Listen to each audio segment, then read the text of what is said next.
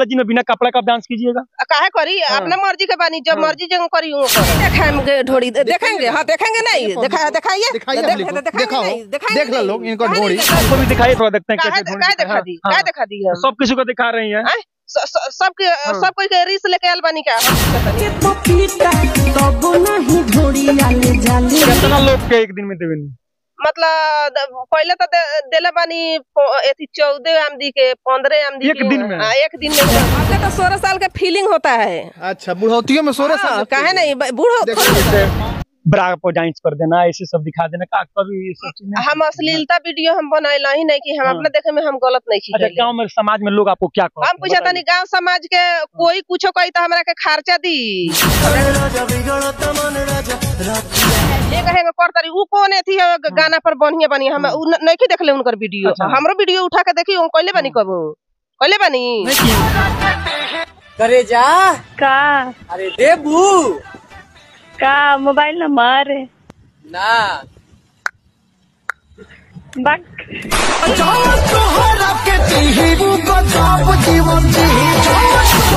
गाँव में ऑर्केस्ट्रा खुलल बाटे।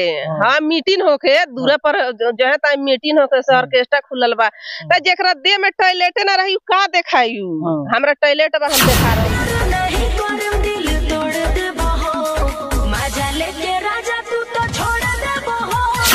साल के उम्र में रुआ सब काम ना कोई नहीं तो हईरा और एज लगभग लागत 40 से 40 साल लगभग हो गई बा।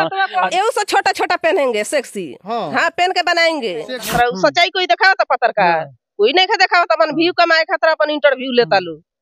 सच्चाई दिखाओ तब न कहती सही पत्रकार बा लोग सही से हमारे इंटरव्यू लेता लो हमार सच्चाई पब्लिक आगे में कहीं ना कहीं जो नमस्कार अभी हम मौजूद है चंपारण में। आप लोगों से बता दें सोशल मीडिया पे एक वीडियो बहुत ही ज्यादा तेजी से वायरल हो रहा है, जिस वीडियो को आप लोग भी देखे होंगे, सोशल मीडिया पे एक्टिव रहते होंगे तो महिला को देख सकते हैं। महिला को देख आप लोग पहचान गए वही वो महिला है जो चोली ढोड़ी दिखाती है सोशल मीडिया पर आकर। बहुत सारा ऐसा कंटेंट है कि रोज आजकल लोग सोशल मीडिया पर वायरल होने के लिए क्या क्या करते हैं। चलिए ये भी महिला से हम बात करते हैं, जानने का प्रयास करते हैं आखिर में चोली ढोड़ी क्यों दिखा रही है सोशल मीडिया पे। चाहती था अच्छा कंटेंट से भी वायरल हो सकती थी।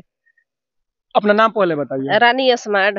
रानी स्मार्ट आपका नाम है, तो क्यों ऐसे चोली ढोड़ी दिखाकर आप सोशल मीडिया पर वायरल होना चाहते हैं?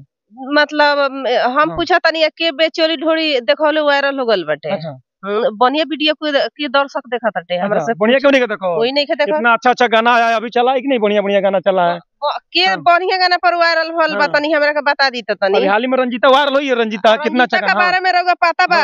हम पूछा तनी पता बा रहुगा? पता नहीं है। पता बा से कितना गंदा गंदा वीडियो बनवले बड़ी अब ना देखिए उनका सच्चाई खुलता तो। अच्छा हां सच्चाई उनका क्या सच्चाई है? क्या काहे ना सच्चाई बा? प्रूफ अच्छा रोकर वीडियो बनाई है। एक दूगो में बना देले बड़ी रो के तो वायरल वीडियो हो गल बा तो बढ़िया बाटे। जौन जौन देखा तनी ढोड़ी पर पूरा अंगुरी के निशान होता हेंग करतारी है भले रोज हम बता देतानी हेंग हेंग करतारी उ कौन थी गाना पर बढ़िया बनी हम नहीं के देखले उनकर वीडियो। हमरो वीडियो उठा के देखी कहले बनी कबो कहले बनी नहीं किए उसे सीधे मीडिया वाले के सामने ऐसे ढोनी दिखा रही है, साड़ी हटाकर ढोनी दिखा रही है। देखिए हमको भी दिखाइए, थोड़ा देखते हैं कैसे ढोनी दिखा दी सब किसी को दिखा रही है। सब कोई के रीस लेके आल बानी का हम पूछा तनी। ऐसे आप लोग समाज को गंदगी फैलाने पे गंदगी में डालने पे क्यों लगे? हम पूछा तनी खर्चा कोई दी हमरा के खर्चा दी कोई? खर्चा नहीं देगा तो उसका मतलब जो भी मन में आएगा जो करिएगा। सब हमार चीज हम अपने मर्जी के बानी जथी मर्जी करी तथी करम। मतलब आने वाला दिन में बिना कपड़ा का डांस कीजिएगा? काहे करी अपने मर्जी के बानी जब मर्जी जब करी वो कर। दूसरा भी काम कर लीजिए अपने मर्जी का, दूसरा भी काम करके आप कमा सकती है। ऐसे सोशल मीडिया पे गंदगी फैलाने की क्या जरूरत है? और कोई गंदगी नहीं फैलावा। कौन गंदगी फैला रहा है? कौन? पुलिस के मेहरारू ढोड़ी देखावा तारी सब देखावा तारी तो गंदगी नहीं के एती जौन लड़किया दिया कहतनी उ लड़किया का वीडियो बढ़िया सर देखले हमरा बुझाता नहीं की। हां देखे उसका वीडियो हम देखे हैं। कौन ऐसा चीज अश्लीलता नहीं की उनकर देखम ना तनी। मगर आपको देख देख के करना है। मान लीजिए अगला अगर गाढ़ा में गिरेगा तो आपको भी गाढ़ा में गिरना है। काहे ना गिरी हमदी जब आगा देखा कौन से स्टार बन तो ओकरा बाद में खेसारी लाल स्टार ना फैला ना तो वही बाटे ओकनी पहले आगा गलत दिखावता तो हमरा देखने में का दिक्कत बा? मान लीजिए जिस तरह से जो लोग चोली दिखा रहे हैं, ढोड़ी दिखा रहे हैं आजकल, तो आप वायरल हो जाइएगा। आने वाले दिन में जो आपके फैमिली वाले होंगे, आपके बच्चा होंगे, वो देखेंगे तो उन लोग पर क्या प्रभाव पड़ेगा? आप ही बताइए। तो प्रभाव पड़ी तो मतलब हमारा मजबूरी बाटे। हम शौक से हम नानू हम एथी करता नहीं, हम बढ़िया वीडियो बनावत रहनी, कोई पब्लिक ना देखत लख। बढ़िया वीडियो बना रहे हैं। हां बढ़िया हमर जाके एथी हमारा चैनल पर जाके देखी रानी यूट्यूब चैनल पर रानी स्मार्ट स्मार्टफोन से वीडियो इंस्टाग्राम पर रानी स्मार्टफोन से जाइए, फेसबुक पर रानी स्मार्टफोन से जाकर वीडियो उठा के देखी से हमारे वीडियो क्वेश्चन कितना दिन से आप काम कर रही हैं? साल भर से हम काम साल भर से काम कर रही हैं। वायरल होने में तो लोग को 2-2 साल 4-4 साल 5-5 साल लग जा रहा है, चाह रहेंगे 1 साल के अंदर में वायरल हो जाए। तो का है मतलब देखी बढ़िया वीडियो ना देखी हम दी तो एगो दूगो तो हम बनौले बनी पल्लू बांध के, तो में का दिक्कत बस जे सब लोग को ढोड़ी लौकत हमरो ढोड़ी लौकत। कभी ऐसे ब्रा पर डांस कर देना, ऐसे सब दिखा देना का कभी हम अश्लीलता वीडियो हम बनाइला ही नहीं कि हम अपने देखे में हम गलत नहीं अच्छा, गांव में समाज में लोग आपको क्या कहते हैं? हम पूछा तनी गांव समाज के कोई कुछो कही तो हमरा के खर्चा दी, हमरा के खर्चा कोई दी, हमरा बाल बच्चा के परबस्ती कटा दी कि 5 गो रुपया गार्जियन का तबियत दबल बा तो कोई 5 गो मदद कइले बा, कोई तनी कह देवो गांव वाली। हाँ तनी कह देवो मुंह एगो अलगी नु वीडियो में बोल के से हां तोरा मरद के एथी तबियत दबल बा तो 5 गो रुपया लगौले बानी। पति के तबियत की खराब है, किडनी खत्म हो गल बा, बालू तबियत का फेर में कहता नहीं आपके पति का किडनी प्रॉब्लम है, प्रॉब्लम बा कि एगो खत्म हो गल बा, किडनी खत्म है।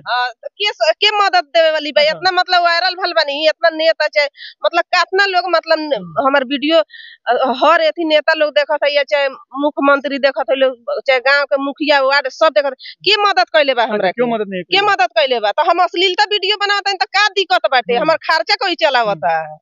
तब चांदा मांग लीजिए, जो व्यूअर देखने चांदा दे देंगे, पैसा दे देंगे, मतलब इस तरह से के मदद कइले बा मतलब मोबाइल अपने क्यूआर कोड दीजिए, हम लगा देंगे अपने वीडियो में लगा देंगे, जो भी व्यूअर देखेंगे आपको मदद करेंगे। मन पता नहीं के एथी कालुए काम दी एथी कइला खदा बना के वीडियो गला ओकर एथी लेइए ना गेला है मतलब है भले एथी के लिंक लेइए ना गला उ अपन त व्यू कम ले लेला उ अपन व्यू कमाए खातिर सच्चाई कोई देखावत पत्रकार कोई नहीं खा देखावत अपन व्यू कमाए खातिर अपन इंटरव्यू लेता लो, सच्चाई देखावत लोग तब न कहती से सही पत्रकार बा लोग सही से हमार इंटरव्यू लेता लोग, हमार सच्चाई पब्लिक आगे में कोई ना कोई जो पत्रकार आपका इंटरव्यू लेने के लिए आ रहे हैं जबरदस्ती आपसे इंटरव्यू कर रहे हैं लोग। देखिए कोई जबरदस्ती हम तो कोई के जबरदस्ती इंटरव्यू ना दे सकता नहीं, मतलब कोई फोन करेला भाभी हाँ इंटरव्यू खतरा आई तो हम खुशी खुशी दिले हम खुशी खुशी दे देंगे। हाँ खुशी खुशी दे तो हमार मजबूरी कितना लोग के एक दिन में देवे मतलब पहले तो देले बानी एथी 14 आमदी के 15 आमदी एक दिन में इंटरव्यू देले बानी और बुझा तक कितना लोग के दे चुकल बानी मतलब 40-50 लोग को लगभग इंटरव्यू दे चुकल बानी। के मदद कइले बा हमरा के कोई मदद नहीं कइले, कोई मदद नहीं कइले, कोनो फायदा ना का फायदा भइल मीडिया में इंटरव्यू देला से हुआ अभी तब हम तो अपन मेहनत करत नहीं आज ना बिहान तक पैसा कमाइबे करम, छोटा मोटा यूट्यूबर तो जरूर होख। अच्छा छोटा मोटा जरूर हां होख हम पैसा हां बा ओला हार ना मानम हम। और आप चाहती तो कोई काम भी कर सकती थी, मेहनत मजदूरी करके पैसा कमा सकती थी, तो आपके दिल में कहाँ से आया कि हम सोशल मीडिया पे काम करूंगी, सोशल मीडिया से पैसा कमाऊंगी?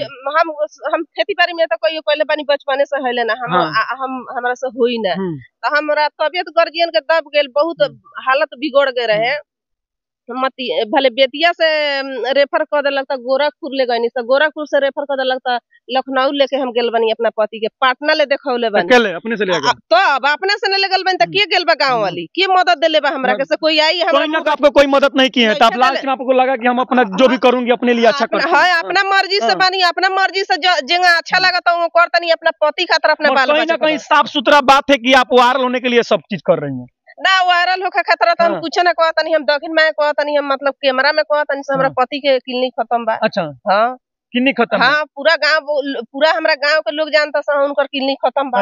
हां अच्छा बहुत सारे महिला आज करा रही है, कोई खेसारी जिसके प्रेमिका बता रही है, चाहे किसी पवन सिंह के प्रेमिका बता रही है, किसी किसी के नाम रखकर लोग वायरल हो जा रहे हैं। आप भी चाहती तो किसी के प्यार में कहती कि हम नील कमल जी से प्यार करते हैं, चाहे पवन सिंह से करते हैं, खेसारी से करते हैं, वायरल हो जाती। वो बात हमरा लग नहीं है। देखिए हम पहले सबसे पहले कहले मेहनत से अपन आगा बढ़ी, अपना मेहनत से आगा बढ़ी, दुनिया का नाम पर पोसाए वाली काम ना करे के, बढ़े वाली काम ना करे ना वायरल होके के हमरा उतना शौक रहलक। हमरा इतने बस हम अपना पति के सच्चाई देखावे के बा, हमरा का हालात घर के चलता, हम कावना मजबूरी हमनी के एक टाइम खाए खतरा नहीं के, हमर लड़का सब पढ़ाई खतरा 5 गो रुपया नहीं के, हम कलम कॉपी दी हम किन के कहाँ से दे हम? कोई ना कहीं आप मजबूरी के कारण वीडियो बना रहे हैं। मजबूरी बा हमर, वो से हम वीडियो बनावता नहीं, हमरा शौक नहीं है से हम वीडियो बनाई, हमरा मजबूरी से हम वीडियो बनाई। फैमिली में कौन कौन लोग हैं? फैमिली में बा 2 गो लड़का बा लोग, 3 गो लड़की बा लोग, हमर पति बानी, हम बानी। तो लड़का लड़की सब ना देखला लोग रहुआ कंटेंट मतलब ना उ केनो जेबो ना करला लोग, घर छोड़ के उ लोग मोबाइलो नहीं के ना देखला लोग, आ देखबे करी लोग त मतलब गलत, हम त गलत हरकत नहीं की करत में, मतलब ढोड़ी में त दूसरों को वीडियो देखता हमर लइका त उ में ढोड़ी लोग के देखता, तब मतारी के ढोड़ी देख के का हो गल कोनो शिकायत बा, यही पेट से निकलल बा, यही पेट के शिकायत करी लइका। 16 साल के उम्र में रुआ ई सब काम ना कोई नहीं तो हईरा और एज लगभग लागत 40 से 40 साल लगभग हो गइल बा।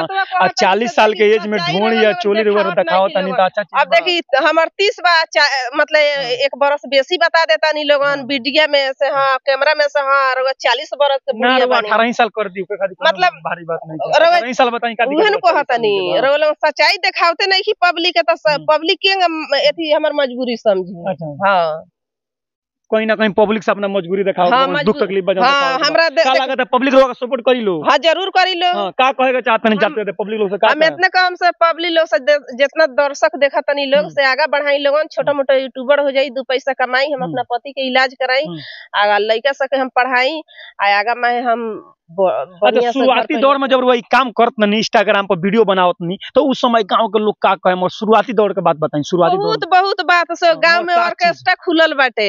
हां मीटिंग होके दूर पर जो है ता मीटिंग होके से ऑर्केस्ट्रा खुलल बा, त जेकरा देह में टॉयलेट ना रही का देखायू।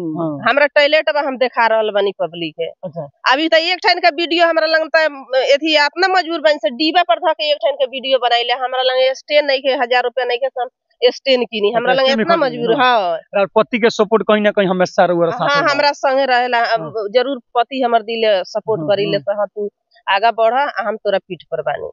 चलिए आप लोग देख सकते हैं महिला मेरे साथ थी, जिस महिला को आप लोगों ने अश्लील वीडियो देखे होंगे और अश्लील नहीं है, ऐसा तो बहुत सारे लोग बना रहे हैं। इस महिला के बारे में आप लोग क्या सोचते हैं कमेंट बॉक्स में जरूर बताइएगा।